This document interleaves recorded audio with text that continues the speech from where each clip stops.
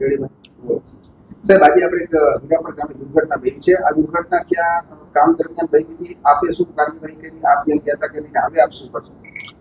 આજે ટંકારા તાલુકાના હીરાપર ગામે એક જૂની પાણીની જર્જરિત ટાંકી તોડતી વખતે દુર્ઘટના સામે આવી છે. ગ્રામ પંચાયતે એક એજન્સીને જૂની પાણીની જર્જરિત ટાંકી તોડવાનું કામ આપેલું.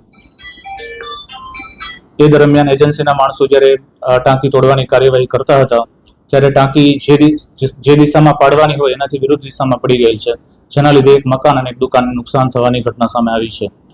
તો આ એજન્સીની બેદરકારી ગણાય અને એ બાબતે અમે એજન્સી સામે ચોક્કસ પગલાં ભરીશું. જે લોકોને નુકસાન થયું એના માટે એના માટે પણ એજન્સીને અમે વળતર ચૂકવવા માટે જાણ કરી છે અને એ બાબતે જે પણ કાયદાકીય કાર્યવાહી થાય એ કરીશું.